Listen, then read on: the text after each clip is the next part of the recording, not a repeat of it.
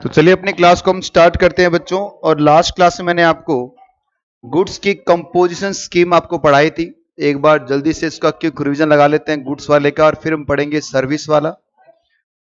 और अभी जो अमेंडमेंट आई है इसमें वो भी करवा दूं साथ साथ ही में।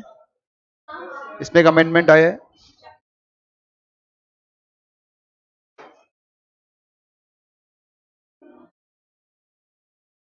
चलो वो अमेंडमेंट वाली क्लास में देख लेंगे यार, फिर वो अब कंफ्यूजन रहेगा आपको। एक साथ सारे अमेंडमेंट कर लेंगे अपन।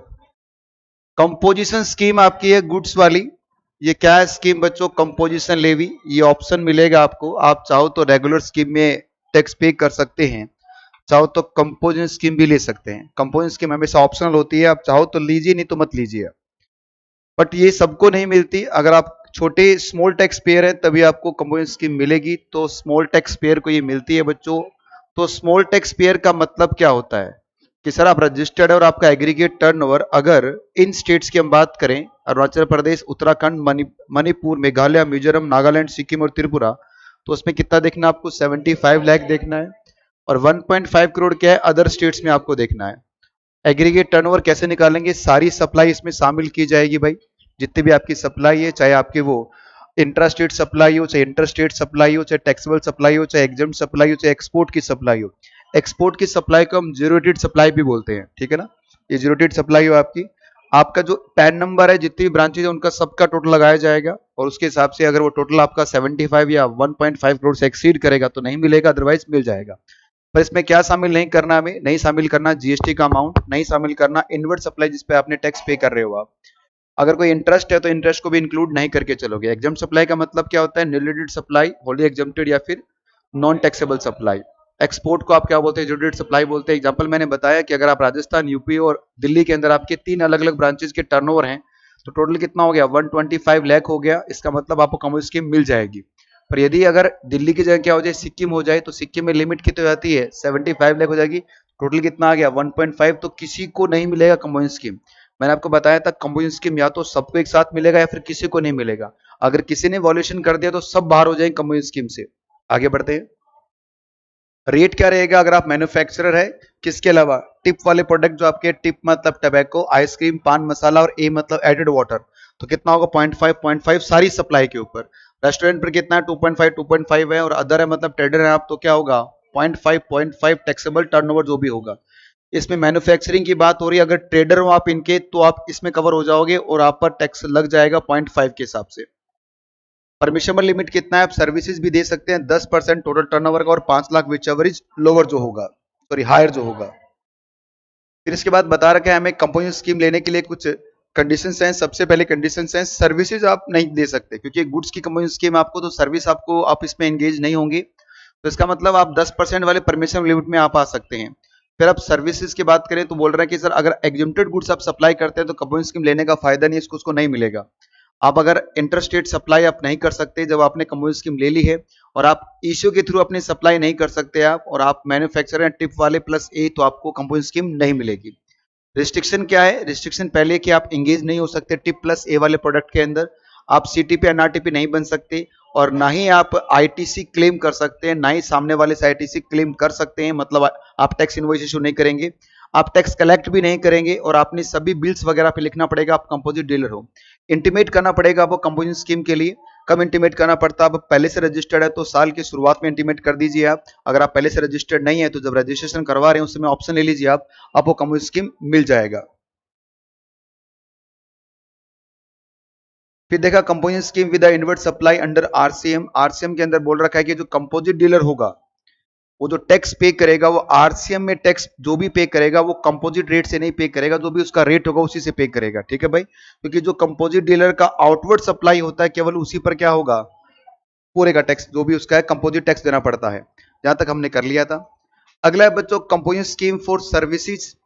इसको लिखा गया है नोटिफिकेशन नंबर 2 2019, और इसका जो सेक्शन है वो सेक्शन लिख लीजिए आप, अंडर सेक्शन 10 सबसेक्शन 2। सेक्शन 10(1) में तो क्या है? गुड्स वाली स्कीम है, और 10(2) में क्या है? आपकी सर्विस वाली स्कीम है बच्चों, ठीक है। तो सर्विस की कंपोजिशन स्कीम निकाली गई। गवर्नमेंट ने देखा कि सर गुड्स वाले तो हैं पर बहुत सारे ऐसे भी लोग हैं जो सर्विसेज प्रोवाइड करते हैं, तो सर्विसेज वालों को भी क्या दिया गया? कंपोजिशन स्कीम दी गई। ठीक है ना भाई, सर्विस वालों ने क्या गुनाह कर दिया, क्यों नहीं दे रहे आप? बहुत सारे छोटे छोटे सर्विस प्रोवाइडर हैं, कोई टेलर का काम करता है, कोई बाल काटने का काम कर रहा है, कोई ब्यूटी सैलून चला रहा है, तो ये भी तो छोटे छोटे स्मॉल टैक्स पेयर हैं। तो इनकी सप्लाई पर पूरा टैक्स लग रहा था, तो गवर्नमेंट ने इनको भी क्या दिया, कंपोजिशन स्कीम दिया। तो जो सर्विसेज वाले हैं उनके लिए एलिजिबिलिटी क्या है बच्चों, supply made by the registered person, aggregate turnover in the preceding previous year में कितना होना चाहिए इसका, 50 लाख। वहां पर कितना था बच्चों, 75, और कितना था 1.5 करोड़ था। यहाँ पर कितना है, सिर्फ 50 लाख है।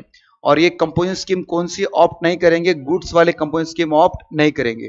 तो जिनको गुड्स की कंपोजिशन स्कीम नहीं मिलती उनको क्या मिलती है, सर्विस की मिल सकती है, बशर्ते टर्नओवर कितना होना चाहिए उनका, 50 लाख रुपए से एक्सीड ना करे प्रीसीडिंग फाइनेंशियल ईयर के अंदर। ठीक है बच्चों, वहां पर रेट कितना था बताइए, वहां पर रेट था 0.5, या फिर अगर आप किसके अंदर हैं, आप रेस्टोरेंट की सर्विसेज दे रहे हैं तो आप कितना 2.5। देखो रेस्टोरेंट की सर्विसेज वो गुड्स वाले में कवर हो चुका है, तो उनको छोड़कर जो बचेगा वो सर्विस में यहां पर आएगा।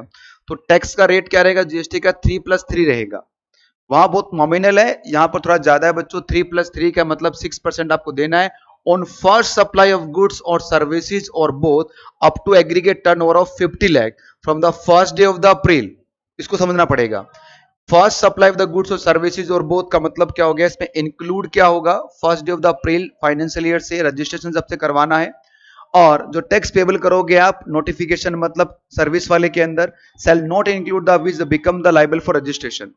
सर ये समझ में नहीं आया, तो आप क्या करेंगे, ये जो स्पेस है आपके पास इतना सारा, इस स्पेस में आप एक क्वेश्चन लिखोगे ताकि आपको ये बात समझ में आए कि ये बोलना क्या चाह रहा है। लिखो बच्चों, एग्जाम्पल लिखिए आप इसके अंदर।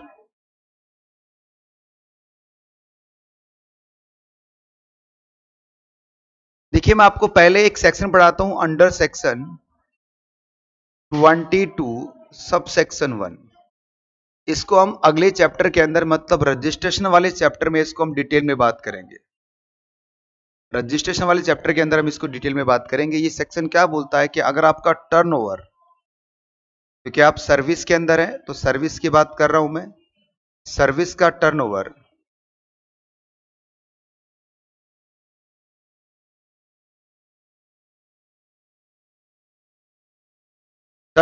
अगर एक्सीड कर जाए 20 लाख से, तो क्या करवाना पड़ेगा, रजिस्ट्रेशन करवाना पड़ेगा, रिक्वायर्ड टू बी रजिस्टर्ड। क्या है, दिखाई नहीं दे रहा।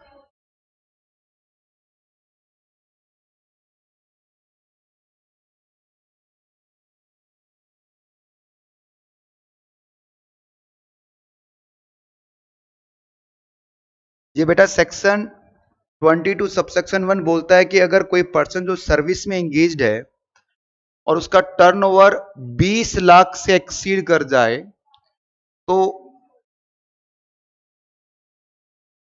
एक्सक्लूडिंग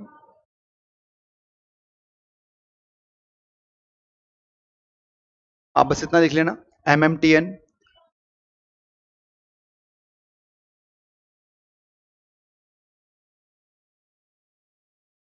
MMTN का मतलब होता है मणिपुर, मिजोरम, त्रिपुरा, नागालैंड। इनमें जो लिमिट है वो लिमिट है 10 लाख की। सर कहना क्या चाहते हो आप, देखिए अगर आप मणिपुर, मिजोरम, त्रिपुरा और नागालैंड में हैं तो 10 लाख से ऊपर का टर्नओवर, और इनके अलावा किसी भी स्टेट में आप तो 20 लाख से ऊपर का टर्नओवर आपका होगा तो सेक्शन 22 सबसेक्शन 1 में क्या करवाना पड़ता है, आपको रजिस्ट्रेशन करवाना पड़ता है जीएसटी के अंदर। फॉर एग्जाम्पल मैं सर्विस दे रहा हूं, क्या मुझे करवाना पड़ेगा रजिस्ट्रेशन, जरूरी नहीं है, मैं छोटा मोटा सर्विस प्रोवाइडर हूं तो गवर्नमेंट कह रही कोई बात नहीं मत करवा। फिर रजिस्ट्रेशन कब करवाते हैं, अगर मेरा सर्विस का टर्नओवर 20 लाख से एक्सीड कर जाएगा ड्यूरिंग द प्रीवियस ईयर, तभी मैं क्या करवाऊंगा, रजिस्ट्रेशन करवाऊंगा। ठीक है, तो ये रूल है, याद रखिए आप। इस रूल को याद रखने के बाद अब वो एग्जांपल समझ में आएगा कि क्या कहना चाह रहा है। तो इन्होंने कहा कि सर जिन्होंने रजिस्ट्रेशन, जिन्होंने भी ये स्कीम लेना है तो 50 लाख का जो टर्नओवर होगा, पहले 50 लाख, उस पर आपको 3% के हिसाब से क्या देना पड़ेगा, जीएसटी देना पड़ेगा, कंपोजिशन, वो भी अपनी जेब से देना पड़ेगा। अब एक मिस्टर पी हैं, जिनका टर्नओवर 1 अप्रैल 21 से लेकर 30 अगस्त या 31 अगस्त कर लेते हैं, 31 अगस्त 2021 को हो चुका है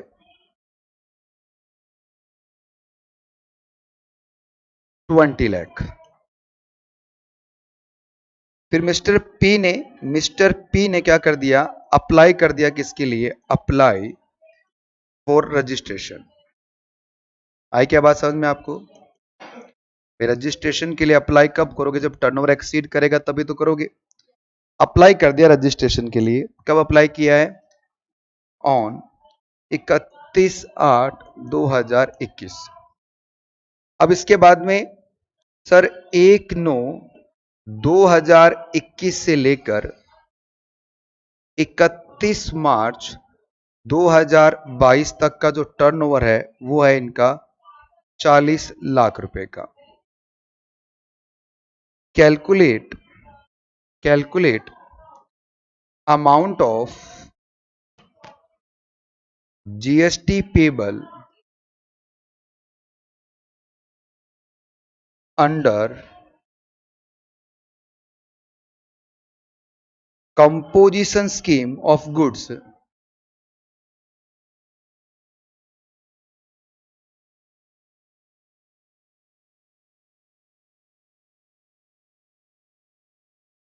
सर्विस,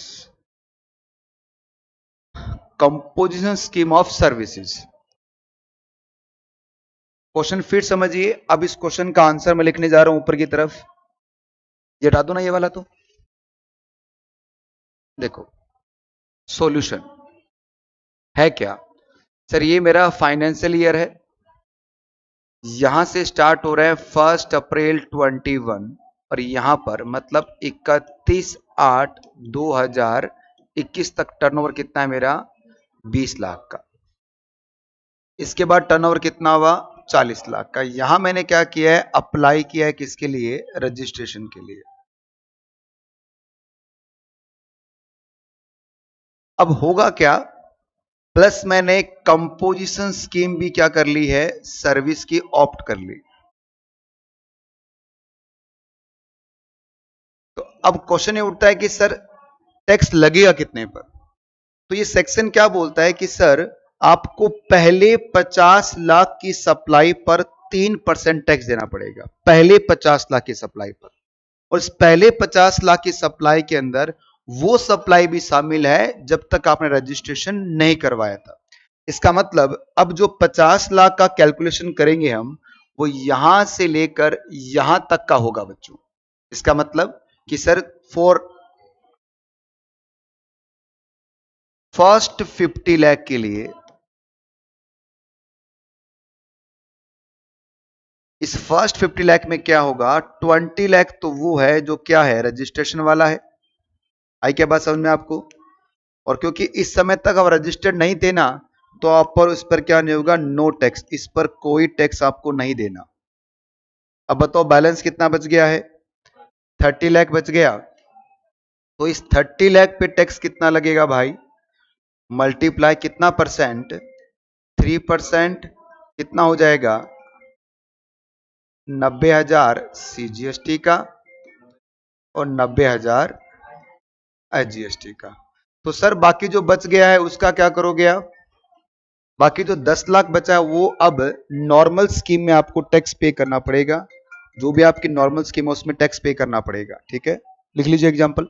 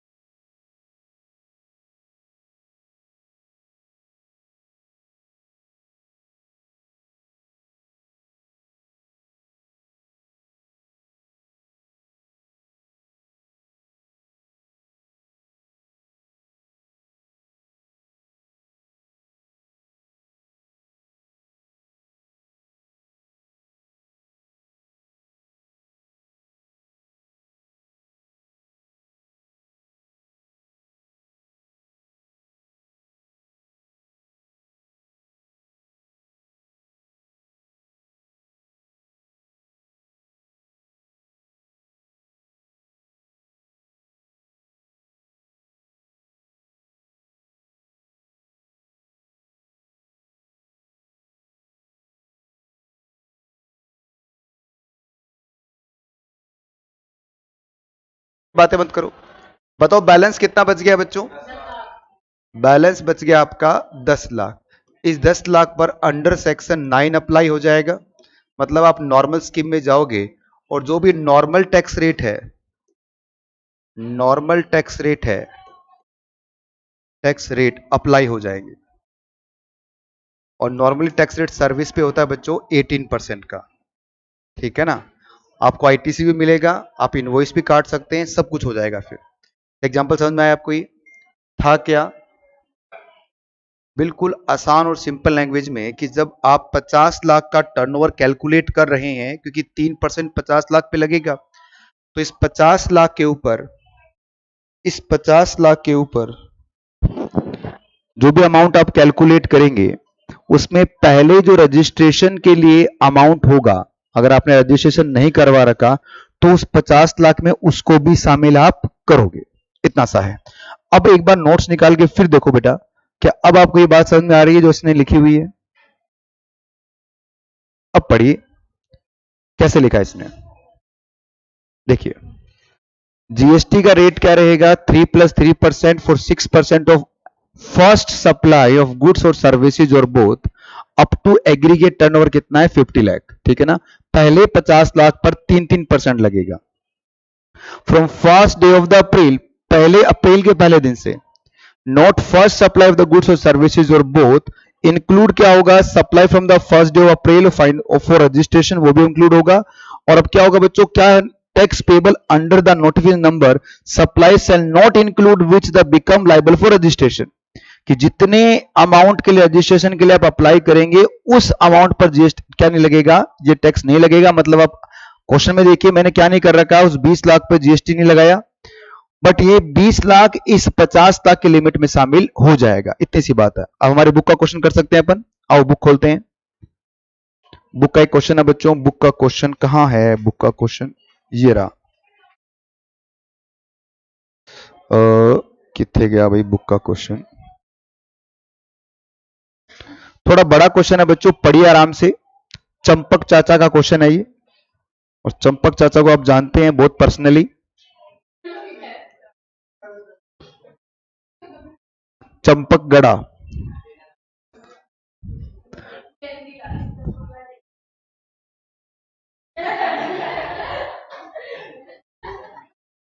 बहुत डिटेल में बच्चों को नॉलेज है इसका।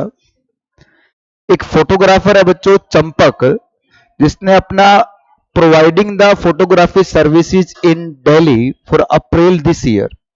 His turnover the various quarter till December as follows.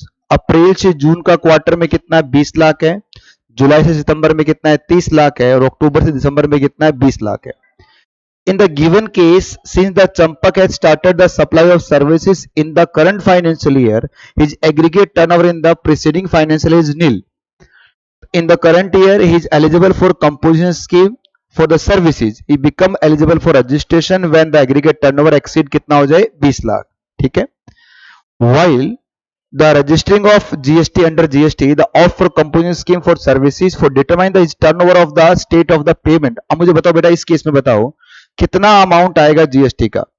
तो अब ये 20 लाख 50 लाख लिमिट में शामिल होगा, तो इस 20 पे टैक्स नहीं लगेगा। अब 30, क्योंकि ये 30 अगर आप देखोगे तो इन दोनों का टोटल कितना हो गया? 50 हो गया। तो 50 की काउंटिंग में इस 20 को भी शामिल करोगे, पर इस 20 पे टैक्स नहीं लगेगा। तो टैक्स इस पे लगेगा 30 पर। तो कितना हो गया? 3% के हिसाब से 90,000। यही था मेरा भी क्वेश्चन शायद।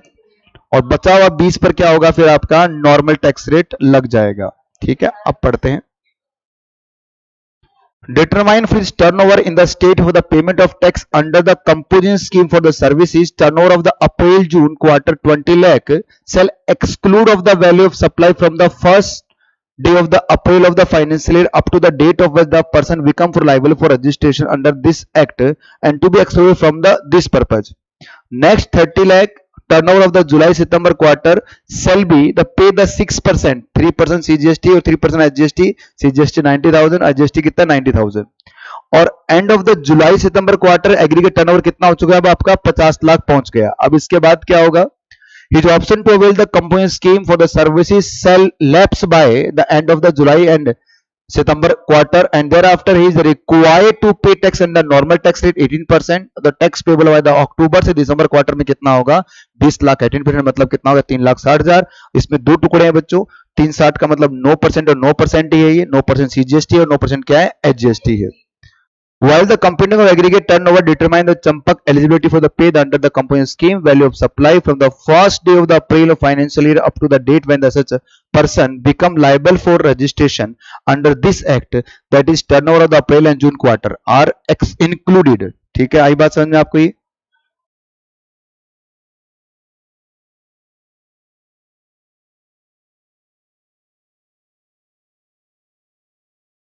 चलिए आगे बढ़ते हैं।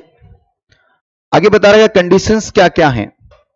तो कंडीशन बता रहे कि बच्चों सप्लायर शुड नॉट, ये शुड कर देना, इसको गलत लिखा है, शुड नॉट करना है इसको, should not be making any interstate supply of goods और सर्विसेज।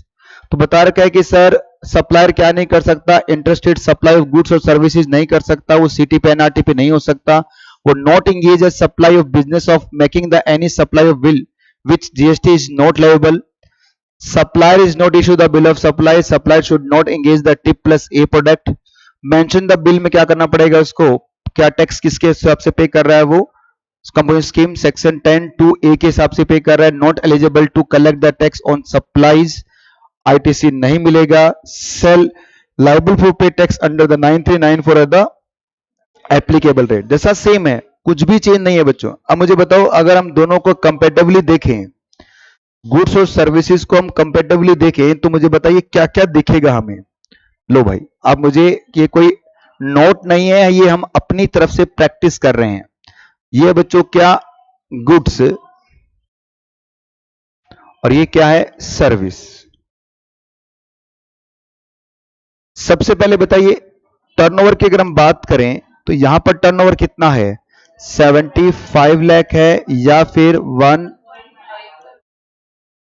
यहां पर टर्नओवर कितना है 50 लाख। अगर मैं रेट की बात करूं तो यहां पर रेट कितना है 0.5% या फिर 2.5% है, ये रेस्टोरेंट सर्विसेज के लिए है बच्चों, ठीक है। और यहां पर रेट कितना है 3% फिक्स है, प्लस 3%, ठीक है। तीसरी बात, इसके अलावा मुझे बताइए बच्चों डिफरेंस क्या है दोनों के अंदर, बस यही है, मेन डिफरेंस दो ही है, ठीक है। अब मैं एक एग्जांपल लिखवाता हूं आपको।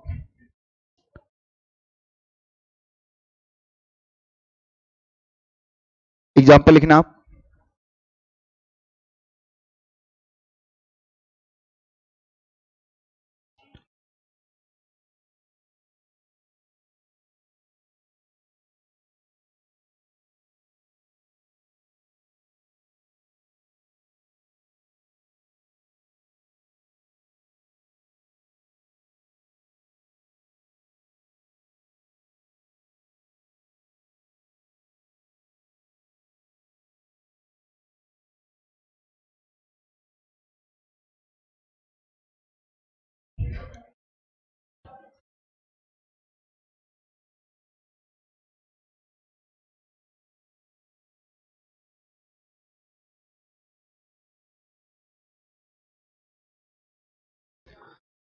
सबसे पहला, अगर मैंने गुड्स की सप्लाई की है 100 लाख की, सर्विस की सप्लाई की है 8 लाख की। दूसरा केस, गुड्स की सप्लाई की है 40 लाख की, सर्विस की सप्लाई की है 10 लाख की। तीसरा केस, गुड्स की सप्लाई है मेरी 40 लाख की, सर्विस की सप्लाई 5 लाख की। चौथा केस, गुड्स की सप्लाई है 20 लाख की, सर्विस की सप्लाई है 20 लाख की। पांचवा केस, गुड्स की सप्लाई है 20 लाख रुपए की, और सर्विस की सप्लाई है 40 लाख रुपए की। बताओ बेटा मुझे कब कब कंपनी स्कीम मिलेगी और कौन कौन सी मिलेगी, लिख लेना बाद में, पहले सोल्व कर लेते हैं फिर लिख लेना आप। सबसे पहले मुझे बताइए बच्चों, गुड्स की सप्लाई है 100 की, टोटल देखा जाए तो ये सप्लाई मान लेते हैं कहां पर की आपने, ये सप्लाई आपने राजस्थान में की है। तो राजस्थान में क्यों लिख रहा हूं, क्योंकि आपको पता रहना चाहिए ये 1.5 करोड़ की लिमिट आपको देखनी है। तो कितना हुआ टोटल देखा जाए तो 108 ही हुआ है। पर कितना परसेंट तक दे सकते हो? 10% तक दे सकते हो। इसका मतलब क्या हो गया? 108 का 10% कितना हो गया सर? 10,80,000 हो गया। सर्विस कितने आपकी? 8 लाख की है, तो इसका मतलब आपको कंपनी की मिल जाएगी क्या? यस मिलेगी। और कौन सी मिलेगी? गुड्स वाली मिलेगी। तो रेट क्या हो जाएगा? 0.5। अब सर्विस वाला जो कंपोनेंट है उस पर भी 0.5 भी लगेगा भाई, ठीक है। सेकंड केस बताओ बेटा। नहीं मिलेगी पर सर्विस की तो मिल जाएगी ना। सर्विस वाले में क्या लिखा है? ये नहीं लिखा, उसमें क्या लिखा है? सर्विस की जो कंपोनेंट स्कीम आपकी है उसमें गुड्स और सर्विस दोनों आ सकते हैं। इसका मतलब गुड्स में तो नहीं मिलेगी, क्योंकि टोटल कितना हो गया? 50 हो गया, और 50 का 10% कितना हुआ? 5 हुआ, और सर्विस कितने आपकी? 10 है। इसका मतलब गुड्स को तो नहीं मिलेगी पर सर्विस की तो मिल जाएगी ना आपको। अरे बोलिए ना। तो अब रेट कितना लगेगा आपका? 3%। थर्ड वाला बताओ। अरे बिल्कुल सोचना है क्या है? मिल जाएगी भाई। और किसकी मिलेगी? गुड्स की मिलेगी, क्योंकि 5 लाख तक सर्विस तो दे सकते हो ना आप। अगला बताओ। 20-20 लाख गुड्स की तो नहीं मिलेगी पर सर्विस की तो मिल ही जाएगी ना, क्योंकि लिमिट कितनी है आपकी? 50 लाख है। लास्ट वाला बताइए बच्चों। ना ही तो गुड्स की मिलेगी ना ही सर्विस की। हालांकि टर्नओवर इसका कितना हो चुका है? 60 से एक्सीड है, पर आपकी सर्विसेज की जो अमाउंट है वो ज्यादा है। सर्विस की अमाउंट क्या हो गई आपकी? ज्यादा हो गई। कॉपी कर लो आप।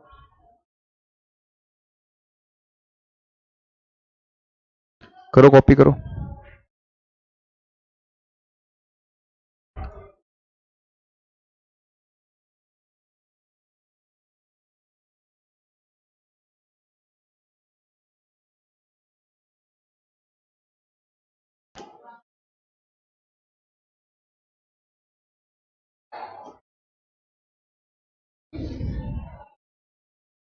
ये क्या है?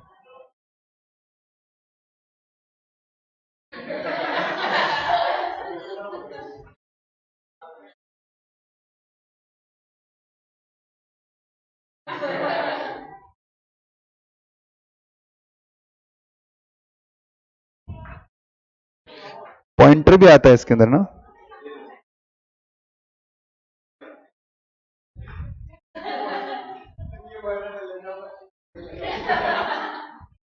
क्या करेगा इसका? घर के टीवी में थोड़ी लगेगा ये।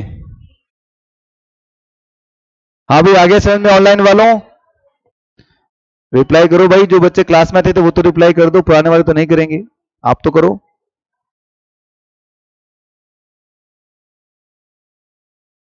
चलो अब करते हैं हमारे मॉड्यूल के क्वेश्चन।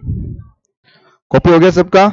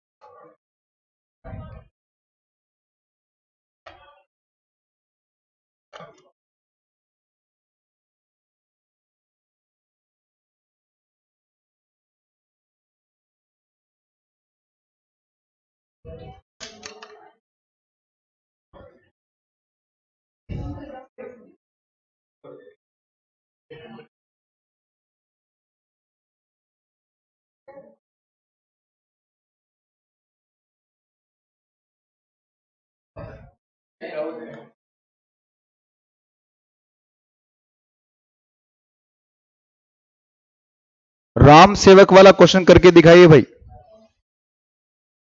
ये भी क्वेश्चन नहीं है, ये मतलब एक एक्सप्लेनेशन सा ही है, क्वेश्चन नहीं कह सकते इसको आप। एग्जाम्पल में आंसर भी साथ बता रखा है कि राम सेवक engage a supply of goods. इसका टर्नओवर कितना है? प्रीसीडिंग फाइनेंशियल ईयर में 60 लाख है। जैसे ही 60 लाख लिखा है, इसका मतलब सर्विस वाली स्कीम तो नहीं मिलेगी इसको। Since the aggregate turnover in the preceding financial year does not exceed 1.5 crore, he is eligible for composition scheme for the goods in the current financial year.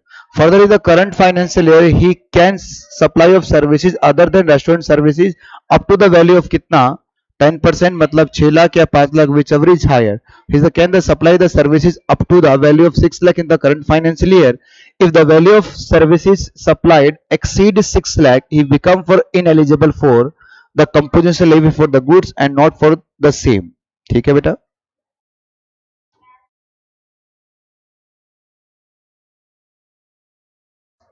जो पान मसाले के लिए बता रखा है।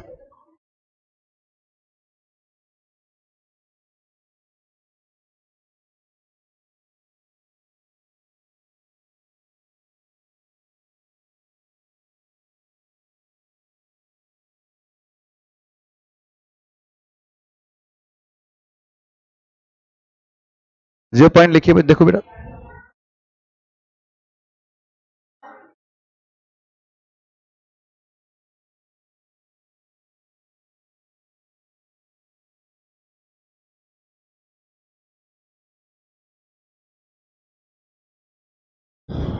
एक नोट में लिख लीजिए इस पॉइंट को, नोट्स पे लिखिए इसको।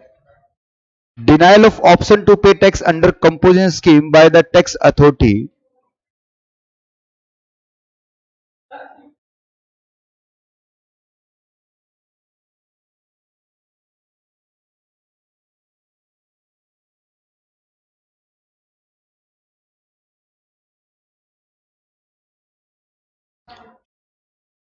Denial of option to pay tax under composition scheme by the tax authority where the proper officer has reason to believe that the registered person was not eligible to pay tax under composition scheme or has contravened in the provision of CGST Act or provision of this chapter. बस यहां तक कि अगर proper officer को लगता है कि आप फ्रॉड से या कुछ गलत करके कंपोजिशन स्कीम ले रहे हैं, तो उसी समय प्रॉपर ऑफिसर क्या कर देगा, आपको कंपोजिशन स्कीम से बाहर कर देगा। ठीक है ना, मना कर देगा कंपोजिशन स्कीम से। इतना सही है बस प्रोविजन। कहना क्या चाहते हैं बच्चों कि प्रॉपर ऑफिसर को लगता है कि आपने अगर कुछ गलत किया है, कॉन्ट्रावेंशन किया है, तो उस केस में क्या होगा, आपकी जो हटा दिया जाएगा, आपको कंपोजिशन स्कीम से बाहर कर दिया जाएगा।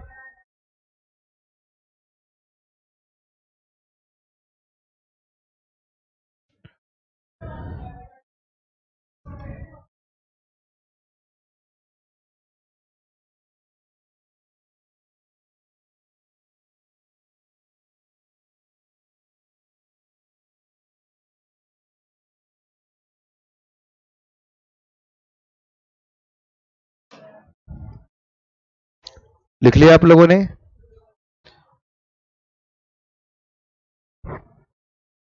नोट्स पे लिखना, साइड में बहुत सारा स्पेस ही स्पेस है, वहां खुले खुले है नोट्स।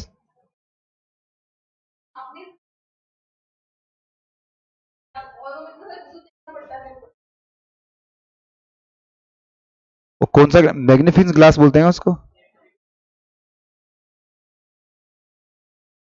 A3 का प्रिंट आउट बड़ा आता है, वो शायद बड़ा पेपर है, लीगल पेपर। घर पे रख लो उसको, होगी कोचिंग तो पूरी। हटा दूं इसको? चलो एक नोट और लिख लीजिए आप,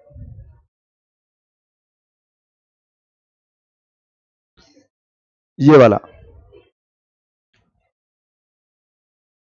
Composition scheme to be adopt uniformly to all the registered person having the same PAN number। बस ये प्रोविजन को छोड़ो आप।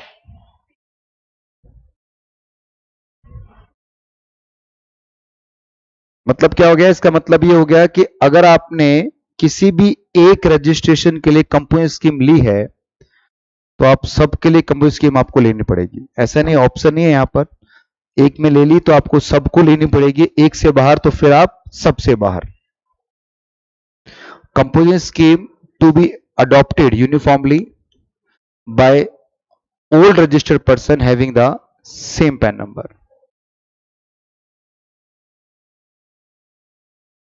ये नोट बना के लिखना साइड में, बस हटा दूं?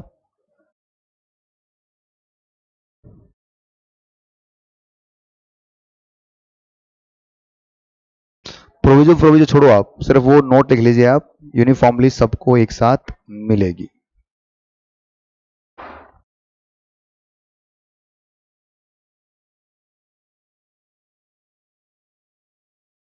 ये क्वेश्चन करके दिखा दो।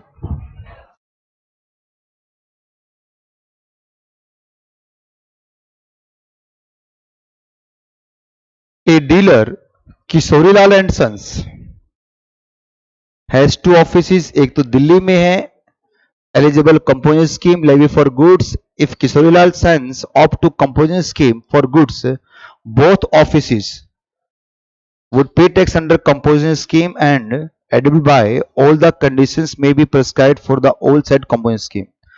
अगर आप एक ऑफिस के लिए लेना चाहते हैं तो आपको सभी ऑफिस के लिए कंपोजिशन स्कीम लेनी पड़ेगी।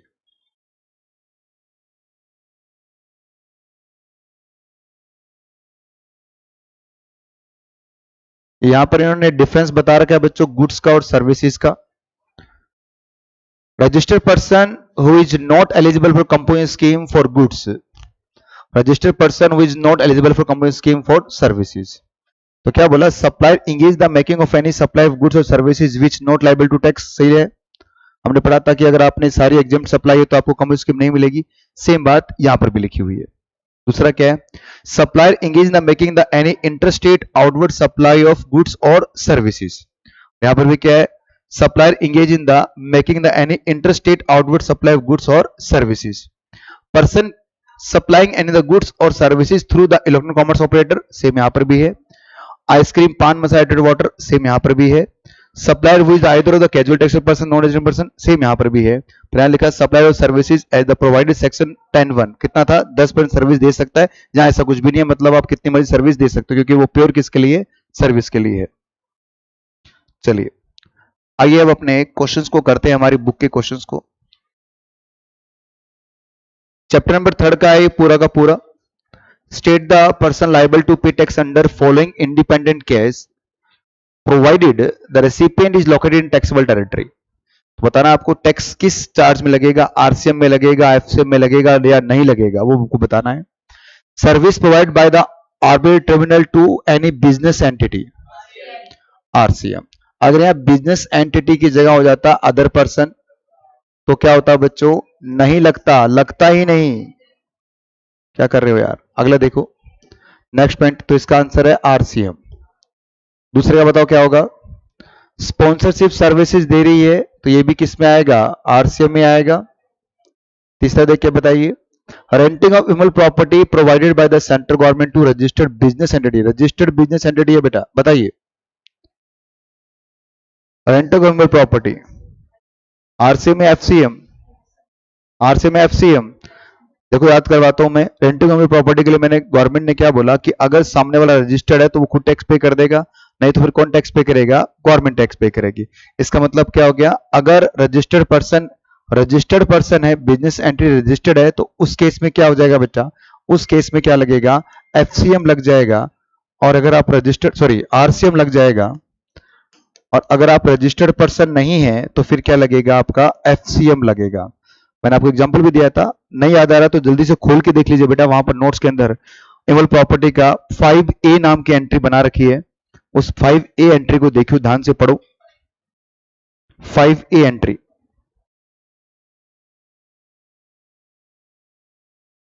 ये दिखने में छोटे हैं बेटा, पर ये हर एक पॉइंट आपको पढ़ना है ध्यान से, कहीं से भी क्वेश्चन बन सकता है। देखिए ना 5A एंट्री दिखिए आपको, वहां क्या लिखा हुआ था कि अगर पर्सन रजिस्टर्ड है तो आरसीएम लगेगा, क्योंकि वो अपनी जेब से दे सकता है। पर रजिस्टर्ड नहीं है तो फिर क्या आएगा, एफसीएम आएगा। तो तीनों केस में क्या आएगा, आरसीएम आएगा। इसके बाद में अगला है पॉइंट नंबर 2, मुझे जल्दी से बताइए करके, पॉइंट नंबर 2 आपको समझ में आया क्या। विवेक जो एक इंडिपेंडेंट डायरेक्टर है A2Z प्राइवेट लिमिटेड का, रिसीव करा sitting fees amounting of 1 lakh from the A2Z private limited, attending the board of meeting. कौन टैक्स पे करेगा, बताओ कौन पे करेगा, कंपनी पे करेगी और किस में पे करेगी, आरसीएम में पे करेगी। देखो लिखा हुआ हमारा, Raghu associates provided the sponsorship services to we win cricket academy and LLP, determine the person liable to pay tax under this case. Raghu associates sponsorship services, जाओ जल्दी से स्पॉन्सरशिप सर्विस पे देख के आओ। टैक्स कौन पे करेगा, वी विन आरसीएम के अंदर। सेफ ट्रांजेक्शन या सेफ ट्रांस एक गुड्स ट्रांसफर एजेंसी है, transport the goods to Kapil and company partnership from which is not registered. देखो पार्टनरशिप फर्म रजिस्टर्ड नहीं है उससे फर्क नहीं पड़ता, मैंने वहां लिखवाया भी आपको स्पेसिफाइड के अंदर पार्टनरशिप फर्म रजिस्टर्ड हो या नहीं हो उससे फर्क नहीं पड़ेगा। इसका मतलब कि एक जीटीए ने किसको सर्विस दी है, एक पार्टनरशिप फर्म को सर्विस दी है, तो पार्टनरशिप फर्म को क्या करना पड़ेगा, आरसीएम में टैक्स पे करना पड़ेगा। डिटरमाइन करना है कि कौन टैक्स पे करेगा भाई, तो टैक्स पे कौन करेगा यहाँ पर, कपिल एंड कंपनी जो एक पार्टनरशिप फर्म है जो रजिस्टर्ड नहीं है वही टैक्स पे करेगी। पांचवा क्वेश्चन देखिए, लीगल सर्विसेज रिसीव्ड हुई है, अभी क्या नाम है, सुश्रुत, सुश्रुत इंस्टीट्यूट का बहुत बढ़िया ये तरीका है। ये एक एडवोकेट है बच्चों, मेसर्स तावता trading company, Tatva trading company having turnover 50 lakh in preceding financial year, who is the liable to pay tax under RCM? Legal services business entity देगा तो आरसीएम है। अच्छा से इसका मतलब सबके आंसर आरसीएम ही होते हैं, देख लो सबके आंसर आरसीएम है। चैप्टर ही क्या बेटा, आरसीएम वाला चैप्टर है ये नॉर्मल केस में। तो state the person liable to pay tax under following independent case provided the recipient is locable taxable territory, तो आरसीएम आरसीएम आरसीएम, फिर भी पढ़ लीजिए। Person supply the insurance agent to insurance company tax pay करेगी। Service supply to the recovery agent, a car dealer to a car dealer, अब मुझे बताओ recovery agent to a car dealer तो कौन पे करेगा, कार डीलर कर देगा। Security services, service provide by the way of supply of security personal provide the registered person, बताइए क्या होगा, रजिस्टर्ड पर्सन क्या करेगा, आरसीएम में टैक्स पे कर देगा। Sultan and sons partnership firm and Nagpur के अंदर Maharashtra is the wholesaler of the taxable product P and product Q exempt by way of notification in the state of Maharashtra. Aggregate turnover in the preceding financial year कितना इसका 130 lakh है। The firm wishes to opt the company scheme under subsection 1(2) of section 10. However, the accountant is view that the person engaged in making the supply of exempt goods is not eligible for said scheme. Discuss करो। Assume करना है कि Sultan and sons is not engage in the manufacturing of goods notified under section 2(2)(e), मतलब tobacco में engage नहीं है। बताओ भाई क्या अकाउंटेंट साहब सही बोल रहे हैं क्या, बिल्कुल 100% सही बोल रहे हैं कि अगर आप सारे एग्जाम्प्ट सर्विसेज में हैं, 100% सर्विसेज आपके एग्जाम्प्ट है, तो आपको क्या जरूरत है कंपनी स्कीम में जाने की, जब टैक्स नहीं लग रहा तो क्यों अपनी जेब से टैक्स पे कर रहे हो भाई। वाह भाई अकाउंटेंट बहुत बढ़िया, आई थिंक आप चार्टर्ड अकाउंटेंट हैं। पॉइंट नंबर 8 देखते हैं, a person availing the company scheme under subsection 1(2) of services section 10 of Haryana और फाइनेंशियल ईयर क्रॉस कर दिया टर्नओवर कितना 1.5 करोड़ से in the month of December, will be allowed to the pay tax under company scheme for the reminder period. नहीं नहीं नहीं, देखिए क्या है कि जैसे ही आपका करंट ईयर में टर्नओवर 150 करोड़ से एक्सीड कर जाएगा तो आप कंपनी स्कीम से ऑटोमेटिकली बाहर हो जाएंगे, और जब कंपनी स्कीम से बाहर हो गए तो फिर आप नॉर्मल स्कीम के अंदर हैं। तो जब तक आपका टर्नओवर 1.5 करोड़ तक चलता रहेगा तब तक आप कंपनी स्कीम में हैं, और जैसे आप 1.5 करोड़ से बाहर हो जाएंगे तो रिमाइंडर पीरियड पे क्या होगा, सेक्शन 9 अप्लाई हो जाएगा, और 9 सेक्शन में क्या होगा, आपको कंपनी स्कीम नहीं मिलेगी। 9 नंबर क्वेश्चन करके बताओ बेटा, determine whether the supply of following case are eligible to company scheme 10(1)(10) provide there the turnover in the preceding financial does not exceed 1.5 crore. Mohan Enterprises engage the trading of पान मसाला in Rajasthan. अरे trading of paan मसाला मेरे भाई, manufacturing नहीं है, question पढ़ो ध्यान से। Trading of paan masala Rajasthan, registered in the same state. बिल्कुल मोहन जी, आपको क्या मिल जाएगी, कंपनी स्कीम हम आपको दिला देंगे। सुगम manufacture of the registered office in the Punjab and Haryana and supply the goods of neighbouring state, नहीं मिलेगी, क्योंकि क्या बोला मैंने, अगर आप इंटर स्टेट सप्लाई करते हैं तो नहीं मिलेगी, तो पहले में मिलेगी दूसरे में नहीं मिलेगी। 10वां क्वेश्चन करके बताइए, Subramaniam enterprises have the 2 registered place in the Delhi business in Delhi, aggregate turnover for the preceding year in the both of place of business was कितना है 120 lakh. It wishes to pay the composition scheme under section 10(1)(10) to one place of business in current financial year under the normal levy, और दूसरे के लिए क्या चाहते हैं, composition levy. अच्छा ऐसे थोड़ी होगा, दोनों में एक साथ आपको मिलेगा या दोनों से आप बाहर होंगे, तो दोनों के लिए लीजिए या दोनों के लिए आप नहीं ले सकते। 11 नंबर पढ़िए आराम से, बड़ा क्वेश्चन लग रहा है तो आराम से पढ़िए।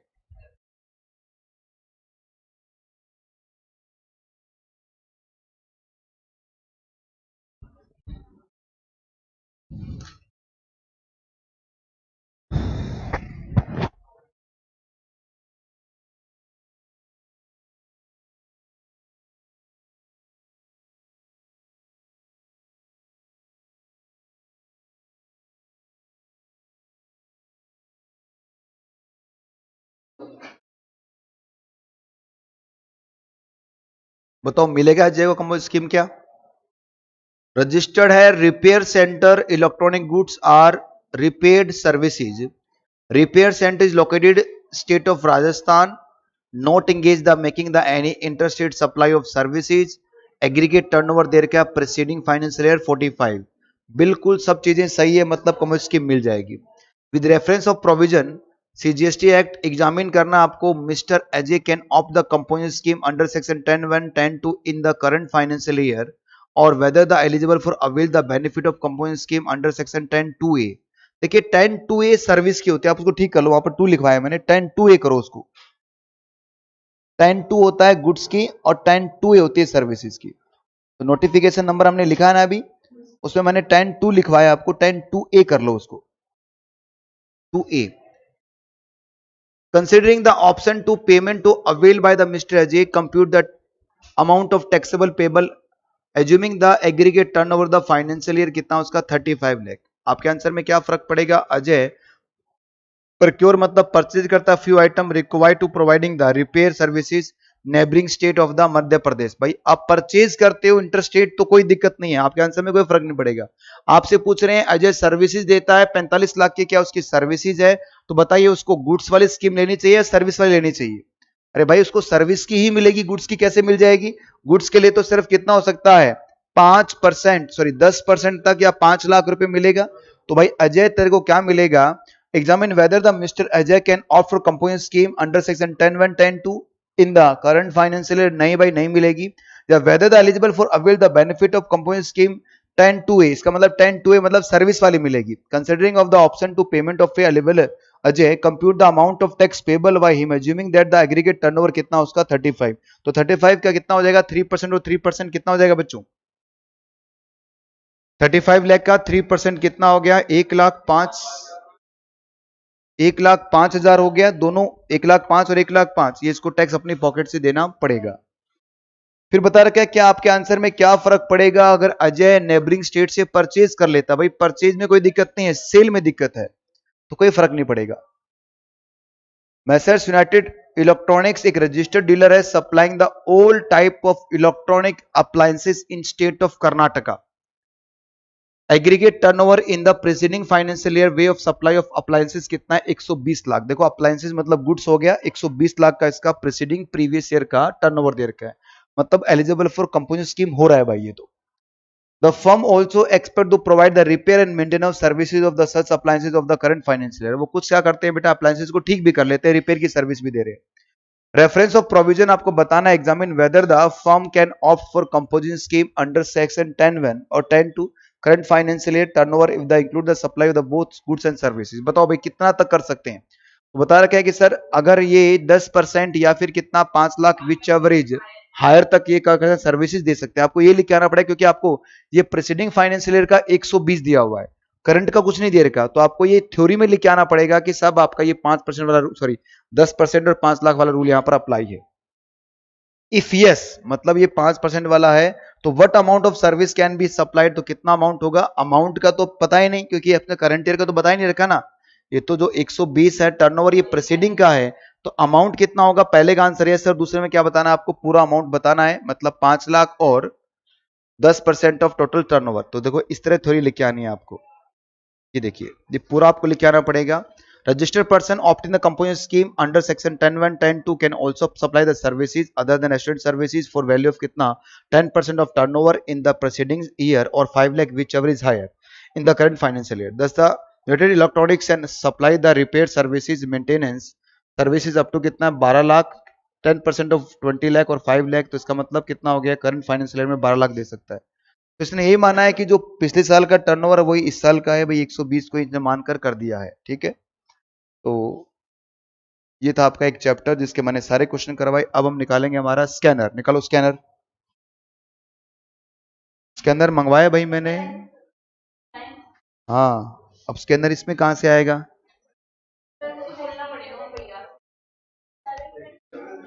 जल्दी से स्कैनर ओपन करो आप.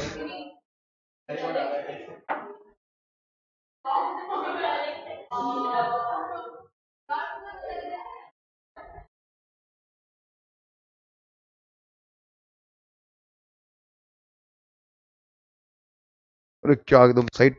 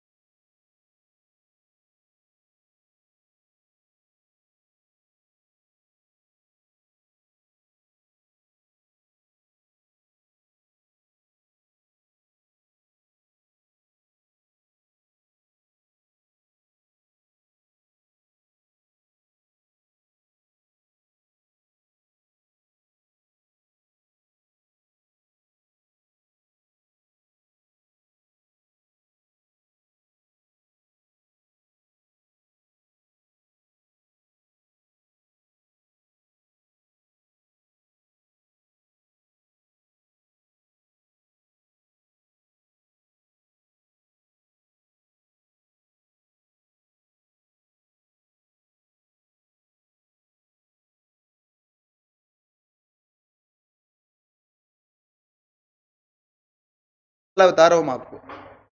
कंपोजिशन लेवी क्वेश्चन कर लेते ना पहले। तो चैप्टर नंबर 4 जहां पर कंपोजिशन लेवी बना रखा अलग से चैप्टर पूरा का पूरा, तो इसमें तो पहले थ्योरी है, थ्योरी तो हमने वैसे ही खूब पढ़ ली है, नोट्स में भी थ्योरी भर भर के दे दी है मैंने आपको। अब थ्योरी के बाद में पहला क्वेश्चन करके दिखाओ, कंप्यूट द एग्रीगेट टर्नओवर। पहले बताओ एग्रीगेट टर्नओवर का जो रूल है वो क्या है, कि सब कुछ शामिल करेंगे, क्या शामिल नहीं करेंगे, सीधे स्टेज शामिल नहीं करेंगे, और इनवर्ड सप्लाई पे जो टैक्स पे किया वो नहीं शामिल करेंगे, और इंटरेस्ट वाला कॉलम भी हम शामिल नहीं करेंगे। करके दिखाओ जल्दी से क्वेश्चन।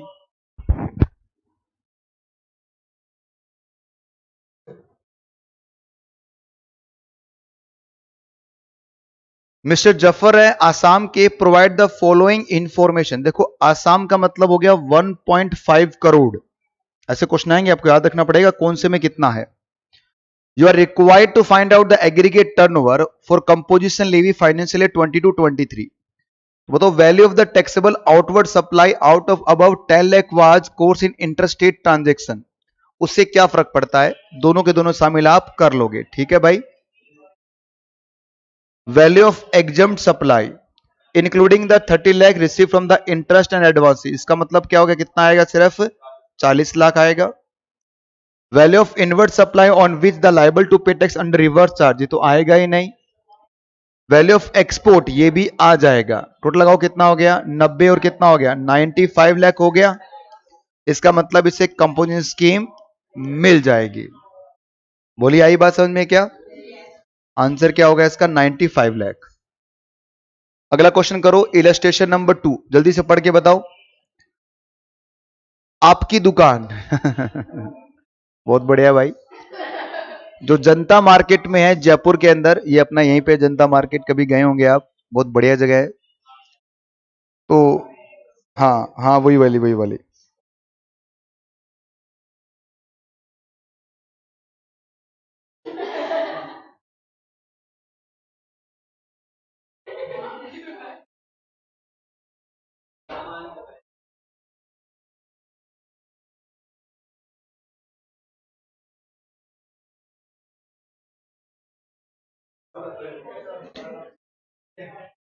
आपकी दुकान जनता मार्केट जयपुर के अंदर राजस्थान, अप्रैल 21 में ही ऑप टू पे under section 10(1) of CGST act third financial year. Aggregate turn over the retail shop the quarter ending 30 जून 21 40 लाख।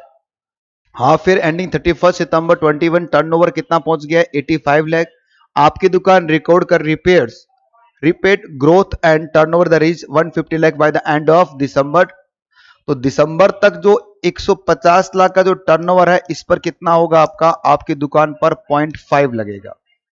दिसंबर के बाद में आपकी दुकान ने 165 lakh end of the January, इसका मतलब कितना हो गया है, जो 15 लाख एक्स्ट्रा है।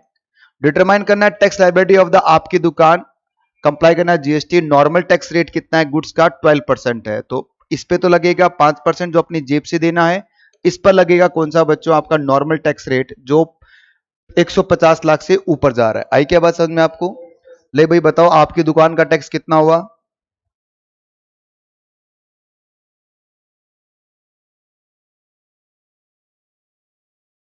290 आ रहा है क्या आपका अभी?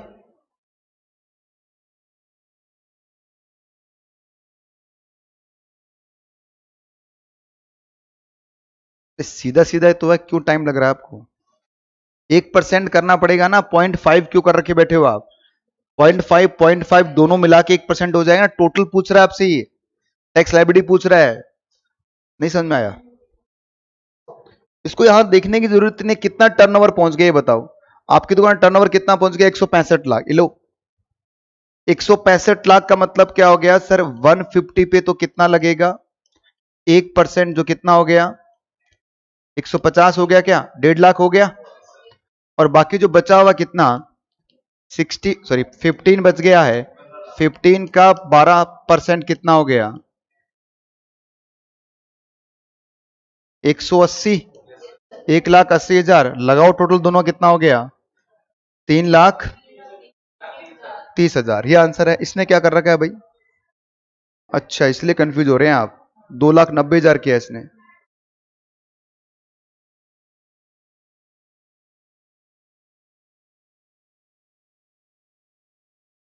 ओहो, इसने पहली बार काम किया है, आपकी दुकान मार्केट में रजिस्ट्रेशन करवा रही है 1 अप्रैल से, तो इसका मतलब क्या हो गया बेटा, स्टार्टिंग का जो 40 लाख है उस पे तो टर्नओवर आपका रजिस्ट्रेशन वाला आ गया ना। देखिए क्या होता है, सर्विस के लिए रजिस्ट्रेशन करवाने की जो लिमिट है वो कितनी है, 20 लाख है, और गुड्स के लिए कितने हैं, 40 लाख, इसलिए पहले 40 पे नहीं लग रहा।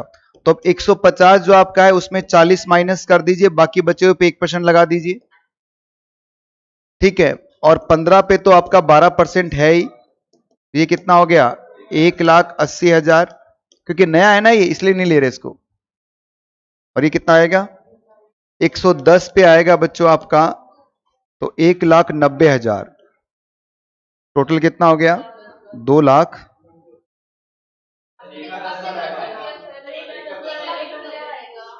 180 आएगा ऊपर वाले में, 110 आएगा। हाँ तो 110 का 1% 110 ही होगा ना। हाँ, गलत करवाते हो। अगला क्वेश्चन तो थ्योरेटिकली है, sign trading company eligible for registered dealer inter intrastate supply with in the state Andhra Pradesh, aggregate turnover 78 lakh in the preceding financial. देखिए आंध्र प्रदेश नहीं, अरुणाचल प्रदेश में कितना है, 75, आंध्र प्रदेश में पूरा 1.5 करोड़ का ही है भाई। तो आपको बताना है क्या ट्रेडिंग कंपनी को कंपोजिट स्कीम मिल जाएगी क्या, बिल्कुल मिल जाएगी। आपके आंसर में क्या फर्क पड़ेगा कि trading company making the interstate supply with in the state of Jammu and Kashmir तो नहीं मिलेगी। हाँ, तो पहले केस में क्या होगा कि टर्नओवर आपका कितना देखना है, aggregate turnover the preceding financial year कितना है, 75 लाख केस ऑफ एलिजिबल। तो ये बता रखा है इनके लिए देखना है कितना आपको, 75 लाख। तो sign trading company making the interstate supply Andhra Pradesh will be eligible of for composite scheme. Turnover limit कितना है, जम्मू एंड कश्मीर का 1.5 करोड़ ही है, इसका मतलब क्या होगा, इसको भी कंपोजिट स्कीम मिल जाएगी। पॉइंट नंबर 4, क्वेश्चन नंबर 4 करके दिखाओ बच्चों, छोटी के लिए लग रहा है ये तो। गिन्नी एंड जॉन कंपनी है, एक पार्टनरशिप फर्म है, interior decorator also running the readymade garment showroom. तो सर्विस भी है और शोरूम भी है। टर्नओवर इनका कितना है, 130 करोड़ का है, and the receipt of the interior decorator services कितना, 22 lakh in the preceding financial year. बताओ भाई कितना हो गया,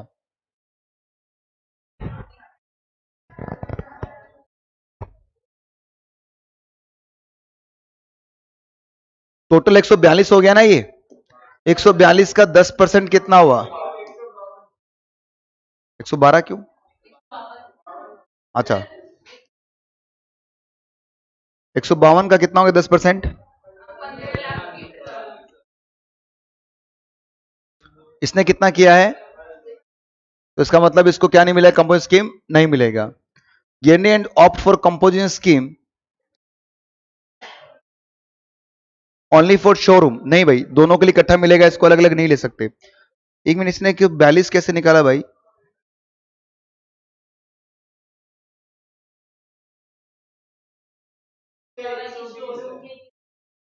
अच्छा अच्छा अच्छा अच्छा, ठीक है।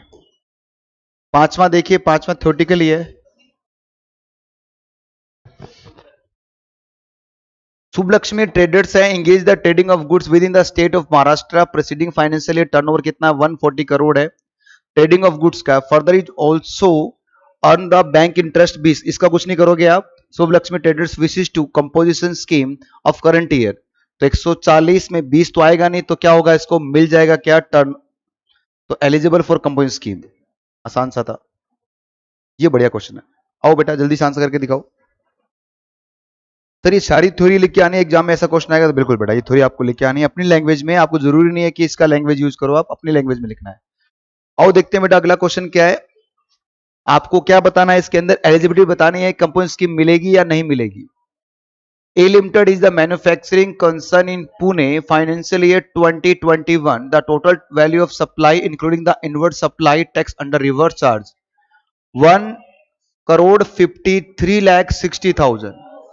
अब आपको बताना है ये 1,53,60,000, पहले तो टोटल लगाओ इसका, यही है क्या, चेक करो, 75, 43, 32, 1 पूरा आ रहा है ये,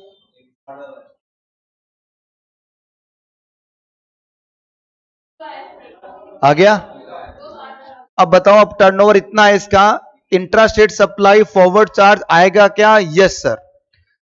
intrastate supply chargeable GST nil rate आएगा क्या, यस सर, ये भी आएगा। ये भी आएगा। नील रेटेड भी क्या होती है, एग्जाम सप्लाई होती है। एग्जाम सप्लाई क्या होती है, शामिल करेंगे हम। इंटरस्टेट सप्लाई होली एग्जाम्प्टेड भी आएगा क्या, यस सर आ जाएगा। Value of exempt supply service being the interest and fix deposit, बस इसको काट दिया करो, सोचो ये है ही नहीं, काटो इसको। और value of invert supply which payable RCM, तो ये भी नहीं आएगा। तो इनका टोटल बताओ कि बेटा क्या 150 से ज्यादा है या कम है, पूरा 150 है, पूरा 150 आ गया क्या, तो मिल जाएगी, फिर क्या दिक्कत है, घबराने वाली क्या बात है, ले लो भाई। कंपोजिशन स्कीम 150 आ गया, तो aggregate turnover does not exceed 150 lakh during the financial year 2021, so A Limited is entitled to composition scheme for financial year 21-22. Okay, 120 lakh का टर्नओवर क्या है, क्वेश्चन पढ़ते हैं पहले।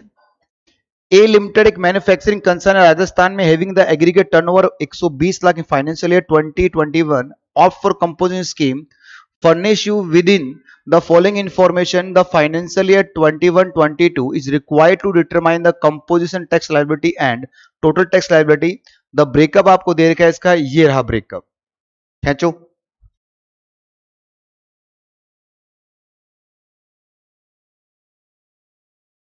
बढ़िया क्वेश्चन है बच्चों, ये देखो क्वेश्चन समझो पहले क्या है। ये कह रहे हैं कि आपको क्या निकालना है, टैक्स लायबिलिटी बताना है। ए लिमिटेड की मैन्युफैक्चरिंग कंसर्न राजस्थान के अंदर, एग्रीगेट टर्नओवर इसका 120 लाख का, और for composition scheme and within the following information financial year 21 is required to determine composition scheme liability and total tax liability. Breakup following है, बताना है कि अगर वो कंपोजिशन स्कीम लेगा तो उसकी टैक्स लायबिलिटी कितनी आएगी। Aggregate turnover in the composition scheme, तो सबसे पहले बता रखा है interest rate supply of goods x, charge rate कितना उस पर 5%, 30 लाख है।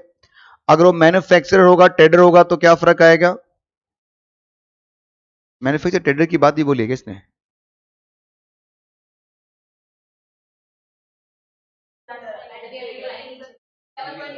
अच्छा अच्छा अच्छा।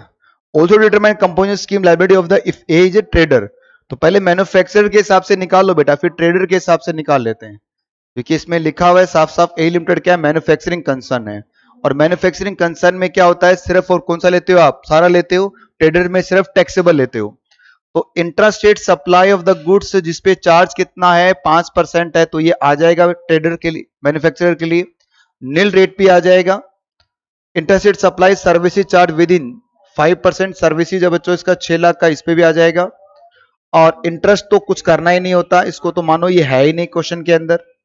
और interstate supply which Holi exempted under section 10(1), ये भी आ जाएगा।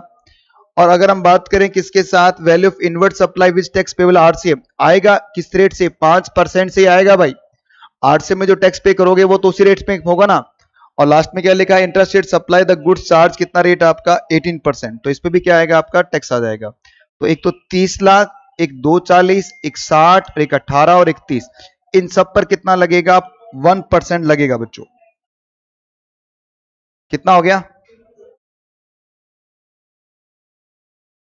कितना हुआ, 86,400 आ गया आपका ये। अब अगर मान लो ये ट्रेडर है तो क्या होगा, तो ट्रेडर में सिर्फ टैक्सेबल वाला लेना है, तो ये आ जाएगा बच्चों, नील रेटेड नहीं आएगा। चार्जेबल कितना है 5%, ये आ जाएगा। फिक्स डिपॉजिट ये आता ही नहीं किसी में भी। होली एग्जम्प्टेड ये नहीं आएगा, इस पर 5% ही रहेगा। और इस पर कितना आएगा टैक्स आएगा, तो 23 हो गया आपका। और 6 और 30, 60, 36, 66 पे तो लगेगा 1%, कितना हो गया 6 लाख 66,000 हो गया। और इसका लगाओ 5%, 25,000, तो ये हो गया 81,000, हाँ ऐड करके। तो वैसे तो 66 है बच्चों, और इस पे आएगा आपका 91, यहां पर 1,11,400। ठीक है, ये सारे एग्जाम के क्वेश्चन है जो आप कर रहे हो, इसमें एक भी क्वेश्चन हमारा नहीं है भाई, सारे एग्जाम के क्वेश्चन हैं। ये आपके आंसर आ रहे हैं, इसका मतलब आप सही सही ट्रैक पे चल रहे हो। करके दिखाओ अगला क्वेश्चन, इलस्ट्रेशन नंबर 8।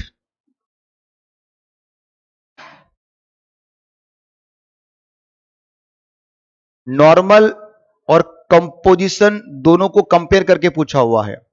मिस्टर एक रिटेलर है जो keep the no inventories, present the following estimate information for the year. Purchase किया गुड्स उसने 50 लाख रुपए का, और सेल है उसकी फिक्स सेलिंग प्राइस है इंक्लूसिव ऑफ ऑल टैक्सेज है 60 लाख का, जीएसटी उसमें कितना है 5% है। Discuss whether they opt for composite scheme 1% turnover पे, expense of keeping the detail of statutory records required to be under GST law will be कितना 1,20,000 per annum and sale be reduce to 50,000। अगर आपने composite scheme ली है तो आपका जो GST compliance है वो कितना रह जाएगा 50,000 तक का रह जाएगा, अदरवाइज कितना आता है 1,20,000 का आता है। अदर एक्सपेंस दोनों में सेम है बच्चों, उसमें तो कोई मतलब बात नहीं है, क्योंकि जो चीज दोनों में सेम है वो कॉमन एक्सपेंसेस है, उसको तो आप कंसिडर करो या मत करो। पर जीएसटी अगर आप कंपोजिट स्कीम लोगे तो खर्चा कितना होगा 50, नहीं लोगे तो कितना होगा 1,20,000। पर आपने कंपोजिट स्कीम ले ली तो आपको आईटीसी नहीं मिलेगा और ये अपनी जेब से देना पड़ेगा। कंपोजिट स्कीम नहीं ली है तो आईटीसी मिल जाएगा, जेब से नहीं देना पड़ेगा। अब टैक्स निकालना है बच्चों, देखो कैसे निकाला हुआ है, एक में नॉर्मल है एक में कंपोजिशन है। कंपोजिशन छोड़ो, पहले नॉर्मल की बात करते हैं। नॉर्मल में क्या होगा बच्चों बताओ, नॉर्मल के अंदर कि इसने गुड्स कॉस्ट ऑफ गुड्स कितना आ रहा है, no credit of composition scheme, तो कॉस्ट ऑफ गुड्स 50 ही तो मानेंगे हम, तो आपने 50 में परचेज किया है, ठीक है ना, क्योंकि 5% तो आपको आईटीसी मिल जाएगा तो कॉस्ट का पार्ट नहीं बनेगा, तो इसलिए इसमें कितना है 50। पर वो आईटीसी नहीं मिलेगा तो कॉस्ट बढ़ जाएगी आपकी, तो कितना हो जाएगा 52,500 हो जाएगा। आई बात समझ में। और फिर इसने बोला 1,20 तो मेंटेनिंग, यहां पर कितना है सिर्फ 50 ही है। क्या है ये, ठीक है, यहां पर कितना आएगा 50 आएगा। कॉमन एक्सपेंस तो दोनों में सेम ही है, तो 54 टू 50 56 हो गया, तो ये टोटल इसका 60 हो गया। इसका कितना आ गया, ये सेल वैल्यू बेटा इंक्लूसिव टैक्सेस है। अब मुझे बताओ टैक्स कितना आएगा, जीएसटी 60 का 5% डिवाइड बाय 5 और कंपोजिट में कितना होगा 1%। तो यहां पर टैक्स कितना देना पड़ रहा है बच्चों आपको, नॉर्मल स्कीम में 5,85,000 और यहां पर कितना देना पड़ रहा है आपको 60, पर ये 60 अपनी जेब से दोगे और ये आप सामने वाले से कलेक्ट करोगे। इसका मतलब आपका जो टोटल वैल्यू होगा सेल का कितना होगा, 60 में से ये इंक्लूड हो गया तो इतना रह गया सेल वैल्यू आपका। यहां पर सेल वैल्यू कितना हो गया, इतना रह गया। तो इस कॉस्ट में से सेल गया, प्रॉफिट कितना आ गया, कॉस्ट में से सेल गया, प्रॉफिट कितना आ गया। तो ज्यादा प्रॉफिट कहां है आपको, ज्यादा प्रॉफिट मिल रहा है आपको कहां पर, कंपोजिट स्कीम में। तो क्या करना चाहिए आपको, कंपोजिट स्कीम ऑप्ट करनी चाहिए। फिर से बताऊं ये समझ में आ गया। इसने क्या बोला कि पहले कंपोजिट स्कीम लोगे तो कितना प्रॉफिट, नहीं लोगे तो कितना प्रॉफिट, दोनों को एक साथ कंपेयर करके दिया है। Sir cost of good sold के अंदर 50 ही लिया है क्योंकि 5 का क्या मिला क्रेडिट मिल जाएगा आपको, यहां पर कितना कंपोजिट स्कीम में पूरा आ जाएगा। ठीक है, समझ कर लोगे ना।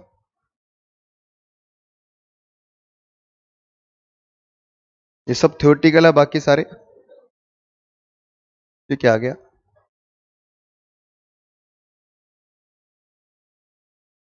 थ्योरेटिकल है सारे।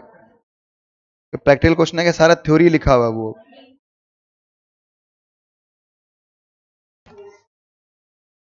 हो गया, चैप्टर नंबर 3 भी निकाल लो बेटा साथ साथ में ही।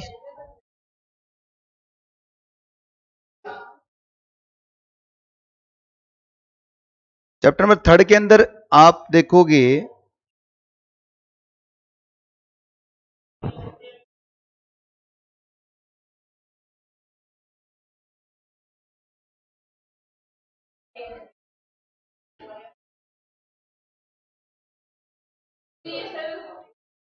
सारा वो थ्योरी वाला ही है बेटा, सारा कंप्लीट वो ये आरसीए में कौन कौन से गुड सर्विसेज है। तो चैप्टर 3 में तो ज्यादा बेहतरीन लिखा हुआ है हमारे मॉड्यूल के अंदर क्वेश्चंस। ठीक है, अब आपको क्या करना बच्चों, चैप्टर देखो मैंने बुक के भी करवा दी, जितने भी क्वेश्चन प्रैक्टिकल थे सारे करवा दी, थ्योरी वाली तो आपको पढ़ना ही है, वैसे भी रीड करना है। ठीक है, हमारे बुक के सारे क्वेश्चन सबसे पहले करने हैं आपको, जितने भी इलस्ट्रेशन है बुक के अंदर वो पूरे करने हैं आपको। जितने भी इलस्ट्रेशन मान लो बाई चांस हमने कवर नहीं किए यहाँ पर, उनको भी आपको करके चलना है बच्चों। जो भी इलस्ट्रेशन आपके रह गए हैं पीछे से, बिल्कुल स्टार्टिंग से लग जाया करो और हर एक इलस्ट्रेशन को करके देखना है आपको। कुछ नहीं पढ़ना आपको, बस इसका इलस्ट्रेशन पे चलिए और आंसर देखिए, आपका आंसर आना चाहिए। ये पूरा थ्योरी मैं आपको अपनी लैंग्वेज में लिखवा चुका हूं और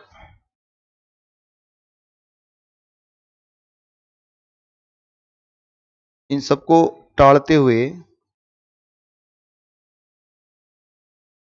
यही नहीं क्या,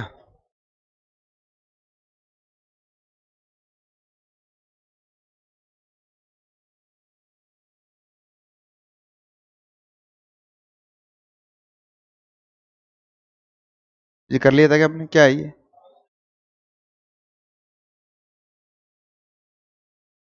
ये ना क्वेश्चन ये तो वो है रियल स्टेट वाला याद है क्या? रियल स्टेट 5% वाला था,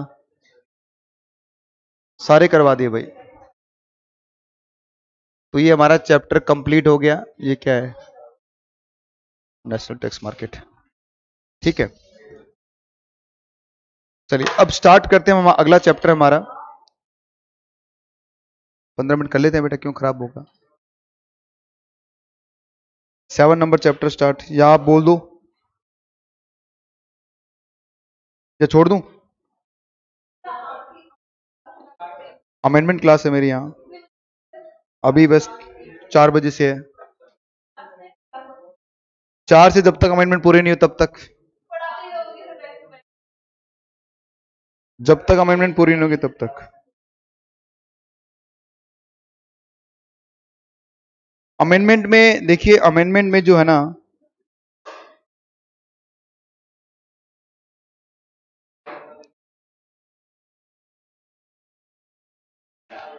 अमेंडमेंट में अभी क्या है, आपने सिर्फ 3 चैप्टर पढ़े हैं। देखो मैं आपको दिखाता हूं अमेंडमेंट कौन से आए हैं।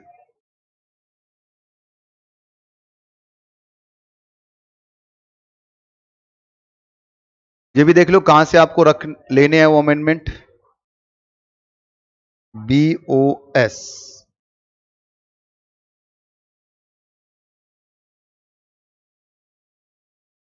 आप देखोगे ना वहां पर स्टैच्यूटरी अपडेट के नाम से आता है हमेशा अमेंडमेंट। स्टैच्यूटरी अपडेट के अंदर आपको इनकम टैक्स का नवंबर 20, नवंबर 22, ये तो इनकम टैक्स का, ये जीएसटी का। हम जीएसटी पढ़ रहे हैं तो जीएसटी दिखा देता हूं एक बार आपको मैं। ये लो, ये ओपन किया हमने, ये आपके इंडायरेक्ट टैक्स का अमेंडमेंट।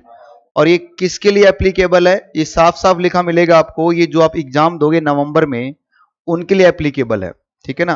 तो नवंबर वाले जो स्टूडेंट्स हैं उनके लिए ये वाला अमेंडमेंट एप्लीकेबल रहेगा।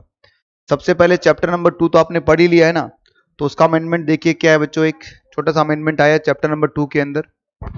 Activity transaction involve the supply between the person other than individual और मेंबर ऑफ पर्सन।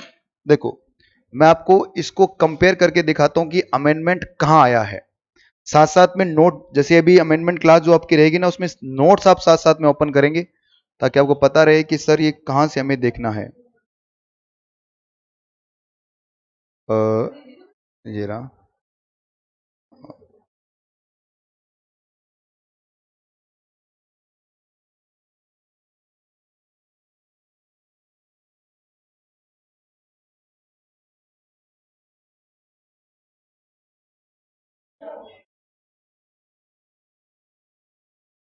मेरा कहाँ गया इसमें?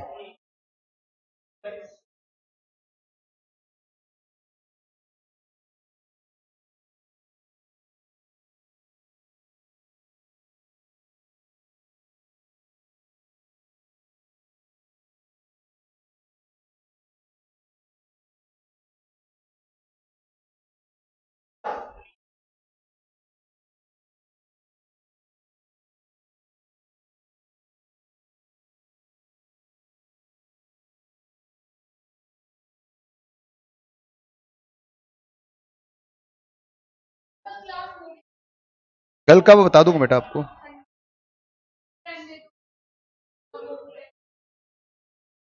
हाँ फिर रहने दो, कोई बात नहीं।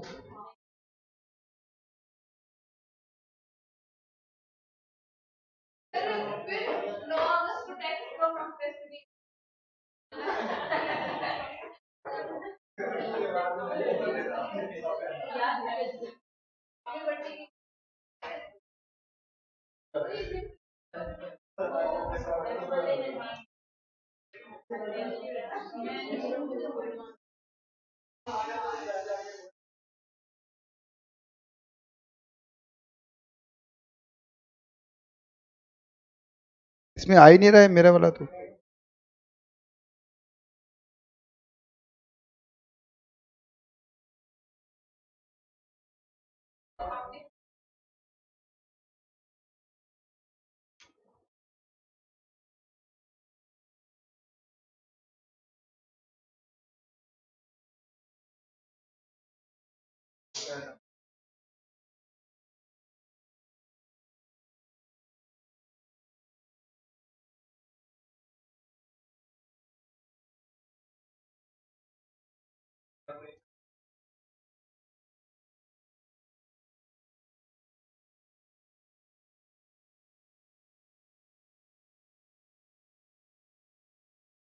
तो चलिए अपन करते हैं बेटा, अगली क्लास में मिलते हैं।